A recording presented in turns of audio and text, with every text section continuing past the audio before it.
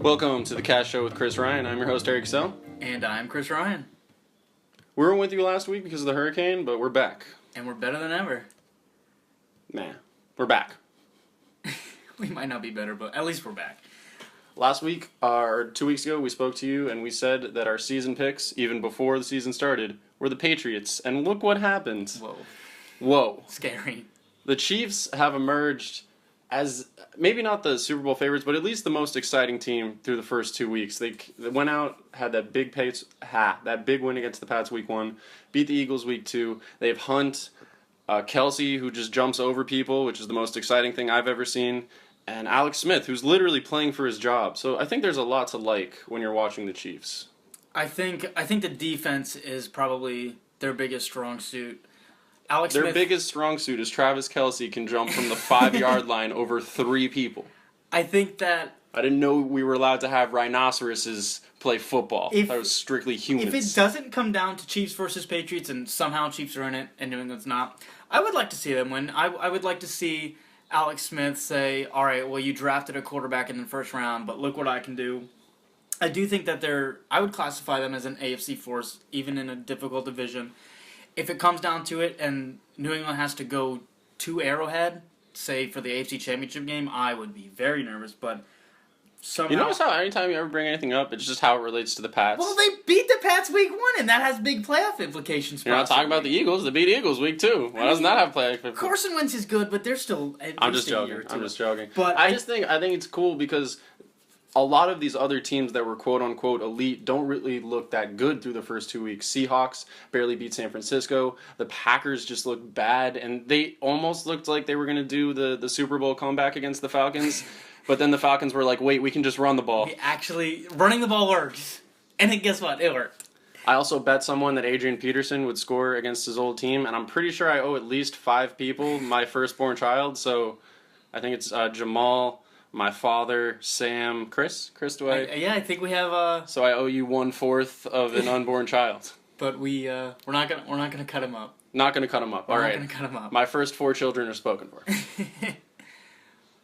In Patriots news, Rob Gronkowski not only gets injured, but he also scores his 69th touchdown on the same day. Just #Gronk. He left with a back injury, and then when they talked about it later on SportsCenter, they said that it was a groin injury. And I feel like he was in there with like the medical staff, and he was like, 69, that's hilarious. You know what would be even funnier? Tell him it was a groin injury. I'm 11. Let's go on a cruise ship. He is 11. In broadcasting news... This is the best thing that's ever happened. Tony Romo is just far enough removed where he knows what Drew Brees is going to call, but he's not experienced enough as a broadcaster to know any of the receivers' names. So this is real audio that we're taking it. I'm so sorry, NFL. Goodell, please don't shut down the podcast. Credit to CBS Sports. Up to the fade inside the 16. Here's pass to the end zone, and it is 16. At least someone had to tell him. At least Jim Nantz got the name right, but Tony Romo, he's still wet behind the ears. 16. Here's our fantasy football update for this week. Now I know we need a sound for that. Statistically, not a lot of people I've seen have dropped New England's defense yet because they were the number 1 scoring defense last year, and I know we're talking about Patriots again. But that's all you can do. I sat them this week. I wasn't that much of a believer in them against Drew Brees. I started Tampa's defense, which I looked like a genius, and Harry looked like an idiot because he dropped them the morning of. Well, because I saw that the Steelers D were there, and they were going against Minnesota, and their quarterback he was a scratch. So I was like, I'm not playing Tampa Bay's D. That's crazy. But anyways, if you had dropped or benched New England's defense last week, I strongly consider starting them this week. They're playing the Houston Texans. If you hadn't known, Deshaun Watson has taken over the starting job from Savage. Couldn't think of the name because he's completely irrelevant. Who took over the starting job from...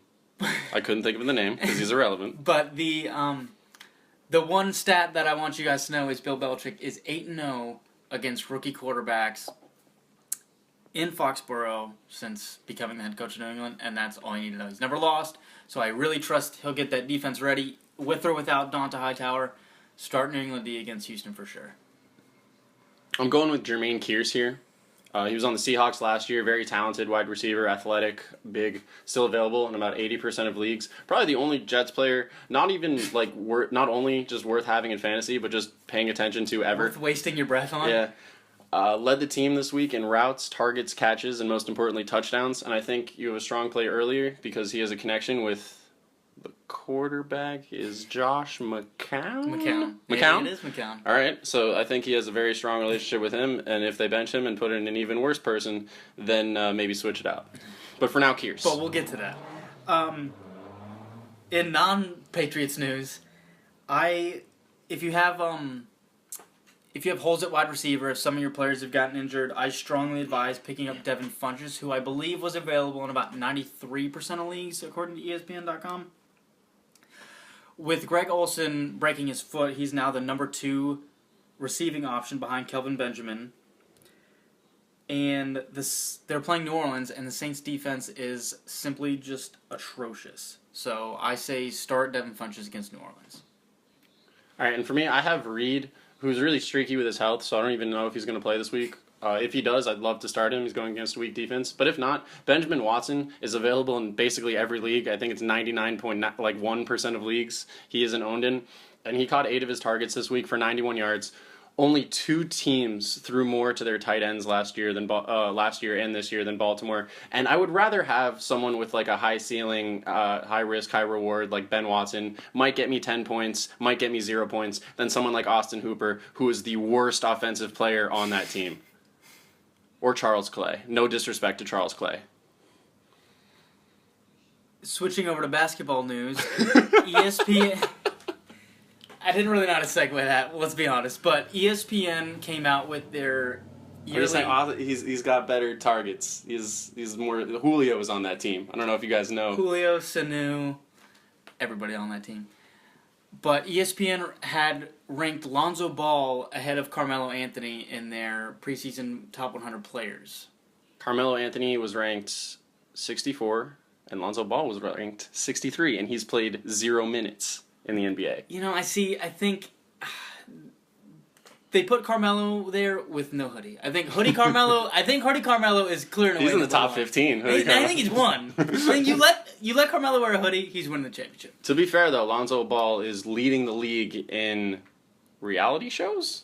What? That's not a stat. I've heard it's good. I haven't watched it yet. Yeah, it's a reality. I love the reality. I'm not even going to front. I love the reality show. I think it's so good. There's so much to root for. It's him, and then there's the middle one that no one really likes, and then there's the little one that's super annoying. I hate the little one. Everyone hates the little one. So then there's LeVar, and the mom had a stroke. There's just so much to root for. So many storylines. So many storylines. Great. If you guys haven't checked it out, it's on YouTube. But or watch more of this show. We'll recap it. All right. My favorite thing that's ever happened in sports, as you guys can tell, I love drama. Some hater, 12-year-old, sent out a tweet about Durant leaving OKC, and Durant was trying to go to a fake Twitter so he could pretend that someone else was defending him. But what he actually did was stayed on his Twitter and tweeted something along the lines of, well, maybe he didn't want to play for Billy Donovan, and then just slammed his old organization and went off.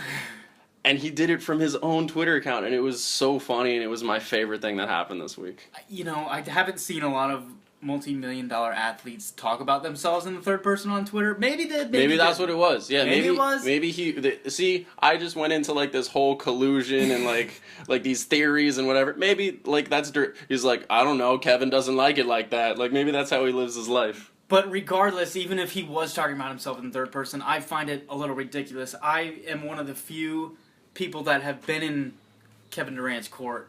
I've defended him almost from the beginning. I didn't really initially like the move to Golden State, but everybody criticized him for not winning a championship, so he said, you know what, I'm going to go win a championship. He won a championship. Haters came out in even more full force, and if I were him, it literally would not bother me at all. Just say you got hacked. You know, just say that's the move. But That's the move. You know what I the mean? move is to just ignore that. Yeah, the move's to ignore it, but come on, They're Kevin, he went out and he answered. You know what I mean? Just say you got hacked. Like Ted Cruz, just say you got an intern did it. Are you serious, Ted Cruz? Just say you got hacked. Byron Scott, the same thing happened to Byron Scott, and he was like, "Oh yeah, a hacker did it." And you gotta say you got hacked because that's only gonna work for like 5 or 6 more years. Because us young people, we know what hackers do. They go and they like steal credit card numbers from Target and Bank of America. They don't care about what your girlfriend is liking on Instagram. Like they're like a hacker did it. Get the hell out of here. But it's these 16-year-olds that are failing remedial reading and playing 2K 24 hours a day who want to be you, and yet they know they can get under your skin, so they do it, and you let them do it. So, Kevin Durant, stop it. Kevin Durant, he actually had a very, very solid outlook on the whole matter. He said, I play basketball. I got acne. I grew up with nothing. I'm still figuring out myself in my late 20s. I slide into DMs. I make fun of my friends. And that was the statement. Like, that's it. Like, it's like, hey, you tried to go on a fake Twitter account and defend yourself. And he's like, I play basketball. I got... It kind of sounds like a depressed, like, 7th grader. And it's like his Instagram bio or something, where it's like, tell me about yourself. I got acne. I'm figuring myself out. But I'll still slide into them DMs. No, still make fun of my friends. Them DMs are open. I'm coming for you. There's pass to the end zone, and it is 16. It's Coleman for the touchdown.